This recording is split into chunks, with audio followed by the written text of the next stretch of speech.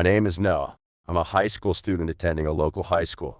Since both of my parents are company presidents, I've grown up in a wealthy family. And about my girlfriend, Orla.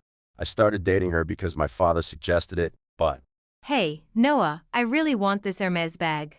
I told you, I'm not buying it. What? Just like you refused to get me the Bulgari wallet earlier. Look, you're asking for too much. We're just high school students. We should make purchases appropriate for our age. Huh? What's the big deal? You have money, so it shouldn't be a problem. You get it, right? A boyfriend is supposed to buy whatever his girlfriend wants without saying anything. Now, go buy me this Hermes bag and those Chanel shoes. Even if you say that, the prices. Wait, you added something else now? Every time we went out, Orla would demand brand name goods, knowing full well that I came from money. Eventually, realizing that Orla was only with me for my wealth, I reached my limit and decided to break up with her. From then on, I didn't pursue any relationships and dedicated myself to my studies to prepare for becoming the next CEO. And a few years later, Chairman, here's the budget proposal for this term. Please review it. Let's see. This much budget for the welfare project is unnecessary. It isn't bringing in significant profits. Allocate half of this to the real estate business. That will be much more beneficial for the company. With all due respect, the welfare project's profit margins are low, so it will take time to increase the revenue. Given the rising social needs, I request that we allocate some time to it. It'll take time, you say. That's problematic. This is a company, not a child's play. If you're going to be the CEO, focus solely on the company's profits. Indeed, pursuing profits is essential. Therefore, anticipating future profits, I believe we should budget for the welfare project. This is absurd. You can't survive on future profits alone. Just redo the budget. Understand? I climbed the corporate ladder smoothly and now held the position of CEO at one of the affiliate companies under my father. However, being the CEO in name only, I couldn't act freely as I always had to defer to the decisions of the chairman of the parent company, my father. Now, with the need to restructure the budget based on my father's final decision, I felt disheartened. By the way, Noah, there's something else I wanted to discuss with you. Discuss. What might that be? You're the CEO of an affiliate company now, a respectable position. It's about time you got married. Mother seems to have found a suitable partner for you. Keep this weekend free. Wow. No, I don't think I'm ready for. You, being the CEO, need someone by your side to support you. If you're not going to invest time in family matters, then invest time for the company. Just keep the weekend free. Understood. I'll keep it free. Following the instructions, I decided to go on an arranged date that weekend. Since father couldn't make it due to work commitments, I went to the designated restaurant with just my mother. When we arrived, there was a woman already seated. Ah, there she is. Noah, let me introduce you. This is Lisa, your date for today. Wow, this lady is. Yes, hello Noah. I'm Lisa, as introduced. I'm pleased to meet you today. Oh, yes, likewise. You might have heard, but I'm Noah. I'm the CEO of a small company. I look forward to today. My arranged date was with a woman named Lisa. I had assumed anyone set up with me would be decked out in brand name items from head to toe, so I was genuinely surprised by the change in atmosphere. And then, things moved quickly towards marriage. Noah and Lisa, congratulations on your marriage. Seeing you both dressed up in wedding attire is so wonderful. Thank you, mother-in-law. Yeah, thanks. Don't you think so too, father? Doesn't Lisa look beautiful in her wedding dress? Huh? Well, yes, she looks good, I suppose. You two really are a perfect match. Oh my, look at the time. Well, we'll be over there. We'll be waiting. Okay, see you then. Noah, is something wrong? Oh, no, not really. Why do you ask? I just felt like you seemed down. It's our wedding day, let's enjoy it. Oh, right. Thanks. Come on, if you make that face, everyone will get worried. Your smile is really charming, you know. Right? Even if she says that, she's probably just after my money. On our wedding day, when I seemed down, Lisa spoke to me kindly. However, I remained skeptical, suspecting she might be after my money. After the wedding went smoothly, our married life with Lisa began. I'll deposit the living expenses into this account every month, so feel free to use it. Oh, and here's the family credit card. You can use this however you like too. Thank you. Whoa, this much. I'll use it wisely. It's okay, just use it however you want. So, what about the household chores? Do we need to hire a housekeeper? No, I can handle it.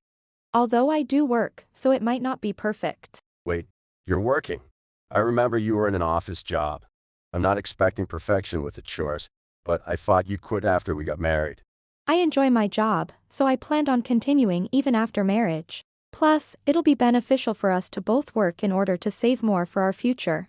It's always better to have fewer worries about the future.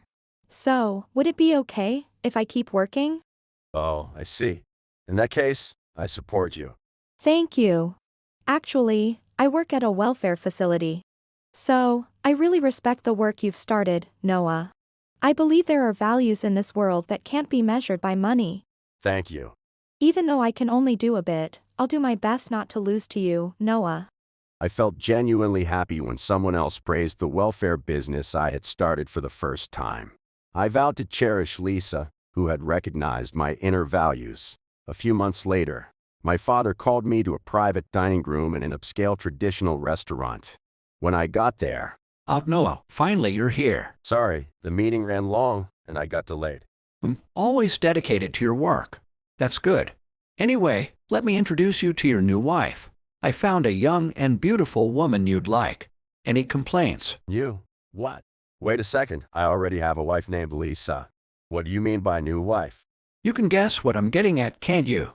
You'll be breaking things off with that woman. I'm sorry for your trouble, but please leave for today.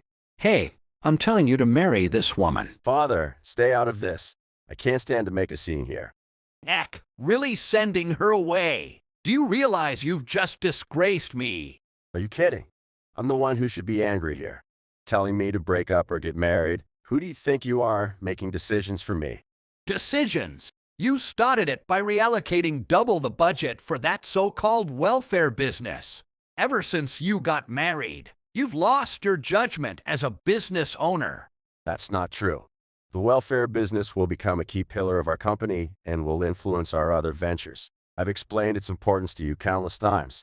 I couldn't care less about your naive ideals that don't bring in money. From the very beginning, I was against your marriage to that woman.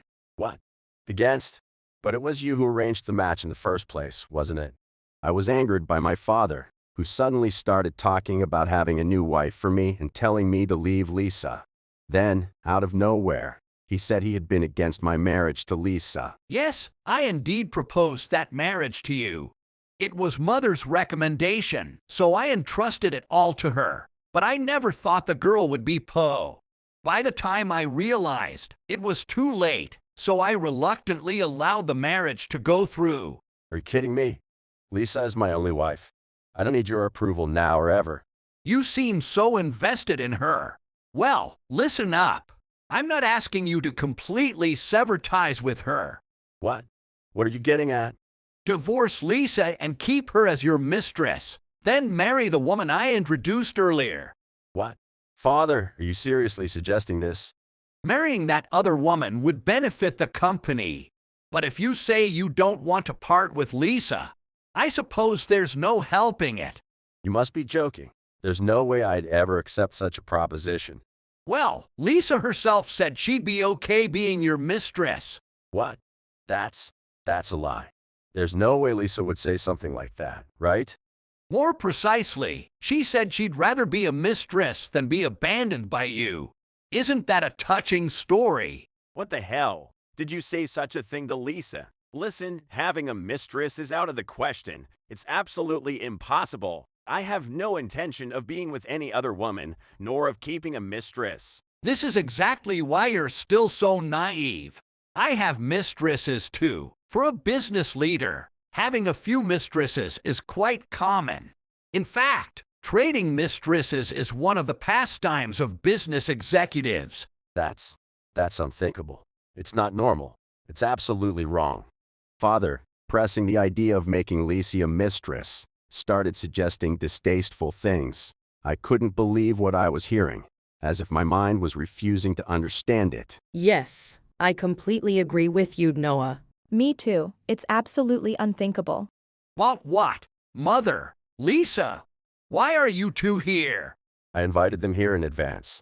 I noticed your behavior has been off lately, and I considered the possibility of a falling out. After our breakup, I wanted witnesses present to make sure no false claims would be made. What? So you planned this from the beginning? Yes, we heard every word. So, what was that talk about it being normal for business leaders to have mistresses and trading them? No. That was just a play on words. Noah wasn't listening to me, so I just exaggerated a bit.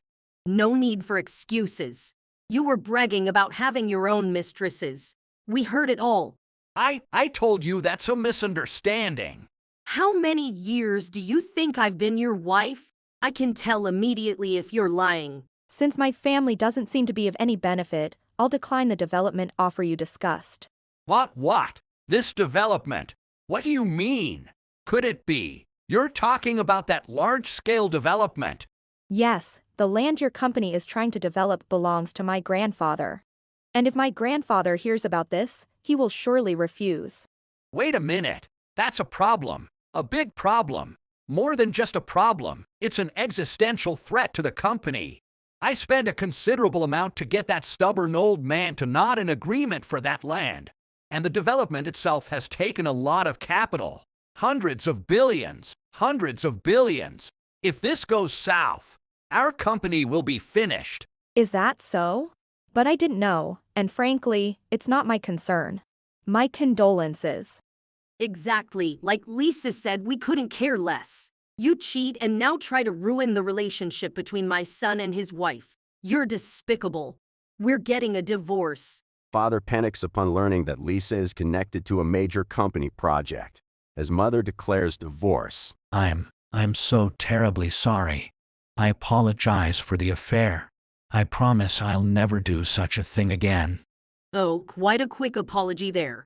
Are you used to groveling like this? Well, it's not like that.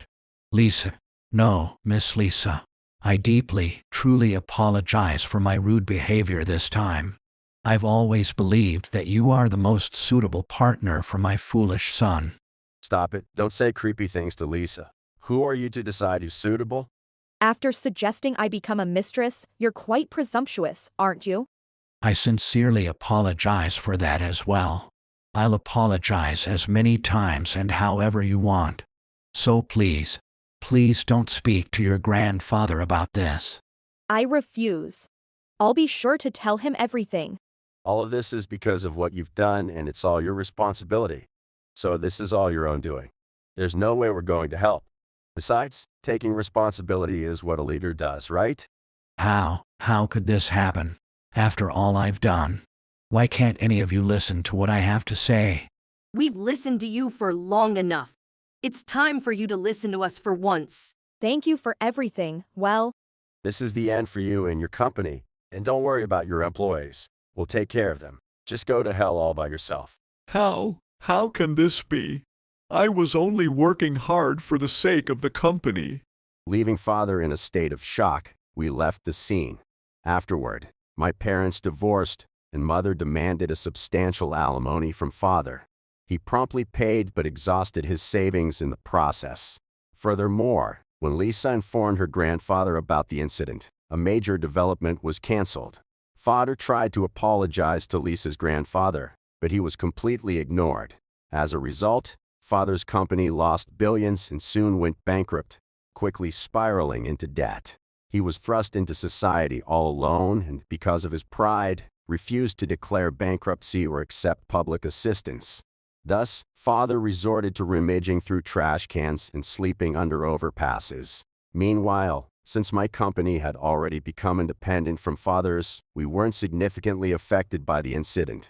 As promised, we hired many from father's company and focused on welfare projects, allowing my business to grow to one of the top welfare firms. As for our family life, Now, what should we have for dinner tonight? oh, mother-in-law, let me help you. Thank you. I wonder if Noah is about to come home. Yes, I've been worried because he's been coming home late lately. Don't worry. He's always been healthy. That's his only redeeming quality. I'm home. Man, I'm beat. Welcome back, Noah. Do you want dinner? A bath? Or perhaps? Or perhaps. Or your mother. No way. Come on, you got my hopes up for a moment. Oh, what were you hoping for? Oh dear, maybe I'm interrupting something. It feels like you're intruding, but not in the way you think. So, a light meal is okay, right? Yeah, thanks, Lisa. You're a lifesaver. Lisa, you're such a good cook. This rice ball looks delicious. Sorry, Mother, but I won't share. Please, mother-in-law, feel free to eat. Lisa, there goes my treat. It's okay, I'll make a new one right now. This is delicious. The perfect balance between too soft and too firm. Right? I can never get it to be just like that. Oh no, you're cooking? That's surprising. Remember the disaster during the welfare project's soup kitchen? He's been training since then, right? Hey, don't bring that up. Oh, was it that bad? Well, people said things like it's a bomb, fireworks, a ball, and something resembling a rice ball.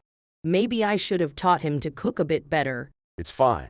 Everyone looked like they were having fun eating it. So, you want to get better and make them smile in a different way, right? Is that so? How much have you improved now? Well, maybe about this much. I see. So this is the infamous something resembling a rice ball. Yes, he can now consistently make something that at least resembles a rice ball. Come on, both of you. I swear, I'll perfect it someday. Ever since then, Mother occasionally visits our home. With the expansion of the welfare project, my time at home decreased, and she began visiting out of concern. Thankfully, Lisa and Mother seem to get along well, which is a relief. However, it's a bit troubling when Mother knows things that I'd prefer she didn't, thanks to their close bond. Still, I'm grateful for the support of these two women in my life. We hope to continue living happily as a family. Thank you for watching. If you enjoyed this video, please don't forget to hit the like button and consider subscribing to my channel for more great content. Just click on the subscribe button below, and don't forget to ring the notification bell so you'll be the first to know when I upload a new video. See you in the next one.